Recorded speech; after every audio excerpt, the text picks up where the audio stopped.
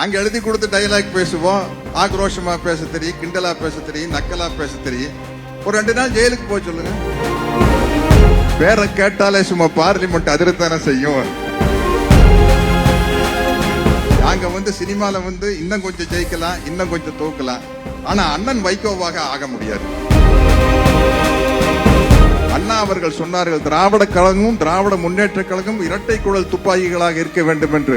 அப்ப இரட்டை குழல் துப்பாக்கிகள் மட்டும்தான் கண்டுபிடிக்கப்பட்டிருந்தது. இப்ப வேற விதமான துப்பாக்கி எல்லாம் வந்துச்சு, பல துளைகள் இருக்குது. 82 வயசுல 6000 கிலோமீட்டர் அவருடைய வாழ்நாள்ல நடந்திருக்காரு அப்படின்னா, மறுமலர்ச்சி திராவிட முன்னேற்ற கழகத்தின் தன்மான புலிகளே, இந்த புலிப்படை கூட்டத்தின் ஒப்பற்ற தலைவர் அண்ணன் மாமனிதன் வைகோ அவர்களே, அன்பு தம்பி துரை வைகோ அவர்களே, அன்பு தோழர் சு வெங்கடேசன் அவர்களே, ஆடிட்டர் அர்ஜுனன் உள்ளிட்ட மேடையில் அமர்ந்திருக்கும் திராவிட போராளிகளே, உங்கள் அனைவருக்கும் என்னுடைய வணக்கத்தை தெரிவித்துக் கொள்கிறேன். இன்னைக்கு முதன் முறையா நான் தம்பி துரை வைகோ அவர்களுடைய உரையை நான் இன்னைக்கு தான் முதல்ல கேட்கிறேன். அவர் பேசுறதுக்கு முன்னாடி எனக்கு நெஞ்சு படபடன்னு அடிச்சுக்கிச்சு. ஏன்னா நான் முதல் முறையா கேட்கிறேன், வைகோ அண்ணனுடைய மகன் எப்படி பேசுவாரோ என்ன, அது ரொம்ப சிரமமான விஷயம் இல்லையா? வைகோ அண்ணனுக்கு இணையாக பேசுவது என்பது எவ்வளவு சிரமமான விஷயம். எப்பொழுதுமே இந்த மாதிரி மாபெரும் தலைவருடைய புதல்வர்களுக்கு அது ஒரு மிகப்பெரிய பிரச்சனை. அந்த பிரச்சனையில் அண்ணனுக்கு ஈடுகட்டி காட்டிவிட்டார் தம்பி துரை வைகோ அவர்கள். இந்த தன்மான புலிகளுக்கு ஒரு இளம் புலி கிடைத்து விட்டது. ஆகவே நீங்கள் துணிவோடு தைரியத்தோடு இருக்கலாம் என்று நான் உங்கள் முன்னால் என்று துரை வைகோ அவர்களை என்னுடைய அன்பு தம்பி நான் பாராட்டுகிறேன், வாழ்த்துகிறேன். தோழர் சு வெங்கடேசன் அவர்கள் அடிக்கடி எல்லாரையும் சொல்லுவாங்க, நிரந்தர முதலமைச்சர் அப்படின்னு சொல்லுவாங்க, எல்லாம் நிரந்தரமாங்க. ஆனா மதுரைக்கு நிரந்தர எம்பி அவர் தான். ஏன்னா எப்படி ஒரு பார்லிமெண்ட்ல எப்படி ஒரு எம்பி இயங்கணும் அப்படிங்கிறதுக்கு நம்மளுக்கு முதல் உதாரணம் பேரறிஞர் அண்ணா அவர்கள். அதனுடைய வரிசையில் அண்ணன் வைகோ அவர்கள், இன்று அன்பு தம்பி சு வெங்கடேசன் அவர்கள், நம் துரை வைகோ அவர்கள். இப்படிப்பட்டவங்க பார்லிமெண்ட்ல இருக்கும்போது பேரை கேட்டாலே சும்மா பார்லிமெண்ட் அதிர்த்தானே செய்யும். எனக்கு தோழர் திரைக்கலைஞர் ரோகிணி அவர்கள் சொன்னாங்க, போன முறை தேர்தல் பிரச்சாரத்துக்கு நீங்க வேற யாருக்கு வர வேண்டாம், தோழர் சு வெங்கடேசன் அவர்களுக்காவது நீங்க கண்டிப்பா வரணும் அப்படின்ட்டு. நான் சொன்னேன், அவருக்கு மட்டும் வந்தா எல்லாருக்கும் போக வேண்டியதா இருக்குங்க அப்படின்னு சொன்னேன். இப்ப யோசிச்சு பார்க்கல, இப்படிப்பட்ட ஒரு மாபெரும் தொண்டுள்ளம் கொண்ட சு வெங்கடேசன் அவர்களுக்காக பிரச்சாரத்திற்கு வந்தால் வேறு வழி இல்லாமல் மற்றவர்களுக்கும் போக வேண்டி இருந்தால் போய்த்தான் தீர வேண்டும். ஏன்னா இப்படிப்பட்ட எம்பியை நம்ம இழக்க முடியாது. இப்படிப்பட்ட எம்பி அவர்கள் பாராளுமன்றத்துக்கு தேவை அப்படிங்கிறத நான் புரிஞ்சுக்கிட்டேன். அண்ணனை மாமனிதன் அப்படின்னு சொல்றாங்க, அருமையான வார்த்தை. மாமனிதன் வைகோ அவர்கள். மாமனிதன் என்ன? என்னை போன்ற ஒரு சராசரி மனிதன், ஒரு சாமானிய மனிதன் வியந்து பார்க்கிறவன் மாமனிதன். என்னால கற்பனை பண்ணி கூட பார்க்க முடியல. ஒரு மனிதர் 6000 கிலோமீட்டர் மக்களுக்காக நடந்திருக்கிறார், சமத்துவத்திற்காக நடந்திருக்கிறார், சம தர்மத்திற்காக நடந்திருக்கிறார், சமூக நீதிக்காக நடந்திருக்கிறார், கொள்கைக்காக நடந்திருக்கிறார். 82 வயசுல 6000 கிலோமீட்டர் அவருடைய வாழ்நாள்ல நடந்திருக்காரு அப்படின்னா, வைரமுத்து சார் கவி பேரரசு பேசிட்டு போயிட்டாரு. அவர் கூட பேஸ் மேக்கர் நடந்தது, சுகர் நடந்தது, இதய துடிப்பு நடந்தது, கொலஸ்ட்ரால் நடந்தது அப்படின்னு நான் பேசலான்னு இருந்த அந்த வார்த்தை அவர் பேசிட்டு போயிட்டாரு. அவர் கூட தியாகம் நடந்தது, அவர் கூட நேர்மை நடந்தது அப்படின்னு பேசலான்ட்டு இருந்த அவர் பேசிட்டாரு. கவிஞர் கவி பேரரசு வைரமுத்து அவர்கள் சொன்னதை நான் அப்படியே வழிமொழிகிறேன் அப்படின்னு தான் சொல்லணும். 1952 காலகட்டங்கள்ல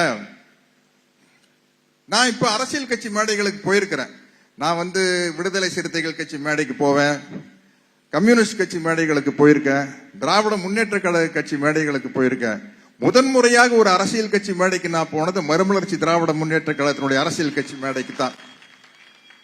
சங்கொலி பத்திரிகையினுடைய வெளியீட்டு விழாக்கு நான் போயிருந்தேன். அந்த பெருமையை எனக்கு ஏற்படுத்தி கொடுத்தவர் அண்ணன் வைகோ அவர்கள். அப்போ எனக்கு என்னுடைய அன்பு தோழன் மணிவண்ணனுக்கெல்லாம் எங்களுக்கெல்லாம் வந்து ஒரு ஒரு எப்படி வந்து சராசரி மக்களுக்கு வந்து சினிமாவில் இருக்கிறவங்க எல்லாம் பெரிய ஹீரோவா தெரிவாங்களோ, சினிமாவில் இருக்கிற எங்களுக்கு பெரிய ஹீரோவா தெரியறவர் வந்து வைகோ தான்.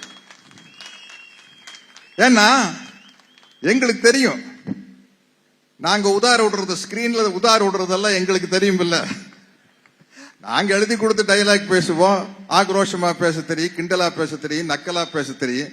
ஒரு 2 நாள் ஜெயிலுக்கு போய் சொல்லுங்க, அது வந்துங்க நம்ம போலாங்க, அது ஒண்ணு பெரிய பிரச்சனை இல்லைங்க. பாவங்க நம்மளை போட்டு படம் எடுக்கிற ப்ரொடியூசருக்கெல்லாம் நஷ்டமா இருக்கு. ப்ரொடியூசர் எல்லாம் வந்து சொல்றான், இல்ல எங்களுக்கு ஒன்றும் நஷ்டம் இல்லை, நீங்க போயிட்டு வாங்க 1 மாசம்ட்டு. அப்பவும் போக மாட்டோம். அப்போ நிழல் ஹீரோக்களுக்கு மத்தியில் நிஜ ஹீரோவாக வாழ்ந்தவர் அண்ணன் வைகோ அவர்கள். அதனால்தான் எனக்கு மணிவண்ணனுக்கெல்லாம் அண்ணன் வைகோவை பார்த்தா அப்படி ஒரு வியப்பா இருக்கும். முதன் முறையா நான் அண்ணனை சந்திக்கிறது நண்பர் மணிவண்ணனுடைய ஆபீஸ், அங்க நடிகர் தலம் சிவாஜி அவர்கள் வீட்டுக்கு எதிர்த்தாப்புல சரவண ஸ்ட்ரீட் அப்படின்ட்டு இருந்தது. அங்க ஒரு இரவு 8 மணி சுமாருக்கு அண்ணன் வைகோ வராரு, நீங்களும் வந்துருங்கன்னு மணிவண்ணன் கிட்ட சொன்னாரு. எனக்கு வந்து அப்படியே என் ஹீரோவை நேரில் பாக்கியில் இருக்கிற ஒரு படபடப்பு. போய் பார்த்து நாங்க அண்ணன் கூட நின்று போட்டோ எடுத்துட்டு, என்ன எங்களுக்கு தெரியும் இல்ல, நாங்க வந்து சினிமால வந்து இன்னும் கொஞ்சம் ஜெயிக்கலாம், இன்னும் கொஞ்சம் தோக்கலாம், ஆனா அண்ணன் வைகோவாக ஆக முடியாது. ஏன்னா அதுக்கு வேற மாதிரி நெஞ்சுரம் வேணும். 5 வருடங்களுக்கு மேல சிறையில் இருக்குன்னா என்ன விளையாட்டான காரியங்களா? வந்து எங்களுடைய திரை கவர்ச்சி எல்லாம் மிந்தின ஒரு தலைவர் அப்படின்னு சொல்றேன்னா, சிகாகோல வந்து அமெரிக்கால வந்து ஒரு பெட்னான்னு ஒரு நிகழ்ச்சி நடந்தது. அதுக்கு அண்ணா வந்திருந்தாரு, நான் போயிருந்தேன், சகோதரி குஷ்பு அவர்கள் வந்திருந்தாங்க, டிஎம்எஸ் சுசீலா எல்லாம் வந்தாங்க. அங்கிருந்து இறங்கி வந்தோன்னா அண்ணனை விமான நிலையத்திலேயே வச்சு கைது பண்ணிட்டாங்க. கைது பண்ணி 2 வருஷம் 3 வருஷம் சிறையில் இருக்கிறாங்க. அந்த நிகழ்ச்சிக்கு அப்புறம் நாங்க நடிகர் சங்கத்தின் சார்பில் ஒரு நிதி திரட்டுவதற்காக, நடிகர் சங்க கடன் அடைக்கிறதுக்கோ கட்டடம் கட்டுறதுக்காக நிதி திரட்டுவதற்காக முதல்ல ஒரு கலை நிகழ்ச்சி துபாயில் எங்கேயோ நடந்தது. பெரிய கூட்டம், கட்டுக்கடங்காத கூட்டம். ஏன்னா ஒரு நடிகர் இல்ல, தமிழ் திரையில் முன்னணியில் உள்ள அத்தனை நடிகர்களும், திரைக்கலைஞர்களும், நடிகைகளும், இப்ப நடிகைன்னு சொல்லக்கூடாது, அனைவருமே நடிகர்கள் தான், திரைக்கலைஞர்கள் தான், அத்தனை பேரும் கலந்துகிட்ட கூட்டம் துபாயில. துபாயே அந்த ஆடிட்டோரியமே நிரம்பி வழியுது. அடுத்தது வந்து லண்டன்ல நடத்துறோம். லண்டன்ல நடத்தும் போது அண்ணன் சிறையில் இருக்காரு. அண்ணன் திருச்சி சிறைன்னு நினைக்கிறேன், என்னுடைய நினைவு. வேலூர் சிறையில் இருக்கிறாரு.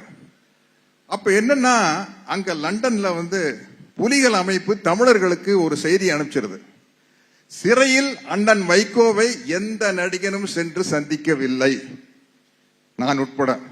ஆகவே இந்த நிகழ்ச்சியை புறக்கணிக்க வேண்டும் என்று அமைப்பிலிருந்து ஒரு ரகசிய சுற்றறிக்கை வருது.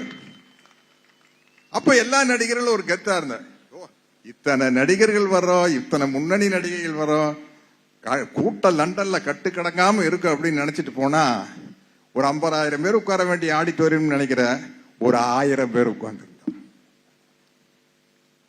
அதுதான் அண்ணனுடைய சிறப்பு. அத்தனை திரை கவர்ச்சியையும் தாண்டி அண்ணனுடைய தியாகத்தை புரிந்து கொண்டு வரலைங்க யாருமே. பிசுபிசுத்து போச்சு. மொத்த நடிகர் சங்கம், மொத்த நடிகர்கள், மொத்த நடிகைகள் அந்த நிகழ்ச்சியில் பங்கு பெற்றோம். அப்படி என்றால் திரை கவர்ச்சியை தூக்கி அடிக்கக்கூடிய ஒரு தியாக உள்ளம் கொண்டவர் அண்ணன் வைகோ அவர்கள். அதனால்தான் நாங்கெல்லாம் அவருக்கு ரசிகரா இருக்கிறோம், நாங்கெல்லாம் அவர் முன்னோடியை எடுத்துக்கிறோம். அவருடைய வீரத்தை, தியாகத்தை, அவருடைய சுயமரியாதை உணர்வை நாங்க எல்லாம் முன்னோடியை எடுத்துக்கிறோம். இப்படிப்பட்ட ஒரு தலைவர், நான் புரட்சி தலைவர் எம்ஜிஆர் ரசிகன் தான். அவருடைய பாட்டை சொல்லித்தான் அண்ணனை வாழ்த்தணும். பணம் படைத்தவன் படத்தில் ஒரு பாட்டு வரும் இல்ல, கண் போன போக்கிலே கால் போகலாமா, அதுல இருந்தாலும் மறைந்தாலும் பேர் சொல்ல வேண்டும், இவர் போல யார் என்று ஊர் சொல்ல வேண்டும். அது அவருக்கு சேர்த்தி பாடின பாட்டு தான். அச்சம் என்பது மடமையாடா, அஞ்சாமை திராவிடர் உடமையாடா, ஆறிலும் சாவு நூறிலும் சாவு, தாயகம் காப்பது கடமையாடா பாட்டுல இன்னொரு வரி வரும், வாழ்ந்தவர் கோடி மறைந்தவர் கோடி, மக்களின் மனதில் நிற்பவர் யார், மாபெரும் வீரர் மானம் காப்போர் சரித்திரம் தனிலே நிற்கின்றார் அப்படின்னு பாடுந்து புரட்சி தலைவர் எம்ஜிஆர் அவர்கள் அவருடைய அன்பு தம்பி வைகோ அவர்களுக்கும் சேர்த்துத்தான். நான் பேசுறத புரட்சி தலைவருக்கு வந்து ஒரு விழா நடத்தினார், நான் கலந்துக்க முடியல. அதுல வந்து என்னை விட மிக அற்புதமான தகவல்களை தெரிவித்தாரு. எந்த நிகழ்ச்சியா இருந்தாலும் சரி, இளையராஜா சாருக்கு ஒரு பாராட்டு நடத்தினார், இங்கதான் மதுரையில தான். இளையராஜா சாரனுடைய எல்லா விஷயத்தையும் கரைச்சு குடிச்சிட்டு வந்து பேசினார் வைகோன்னு.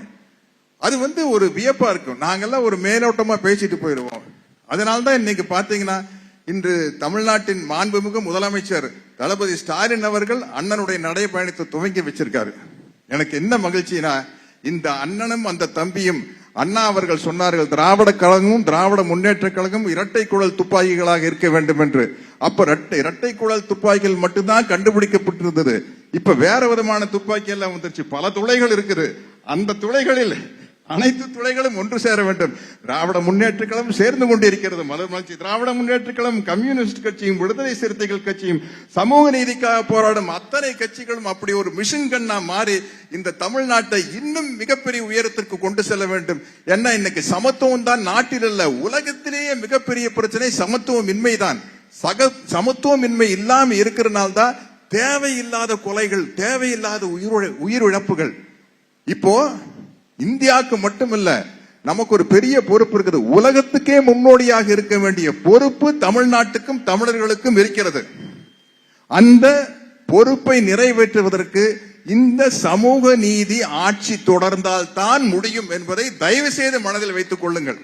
சரியான வளர்ச்சி பாதையை நோக்கி தமிழகம் சென்று கொண்டிருக்கிறது. தளபதி ஸ்டாலின் அவர்கள் தலைமையில் சரியான வளர்ச்சி பாதையில் சென்று கொண்டிருக்கிறது. கவிப்பேரரசு வைரமுத்து அவர்கள் கூறியதை போல, குறைகள் இல்லாத உடல் இல்லை, குறைகள் இல்லாத இயக்கம் இல்லை, குறைகள் இல்லாமல் எதுவுமே இல்லை. அந்த குறைகளை எல்லாம் சரி செய்வதற்காக நாம் போராட வேண்டும்.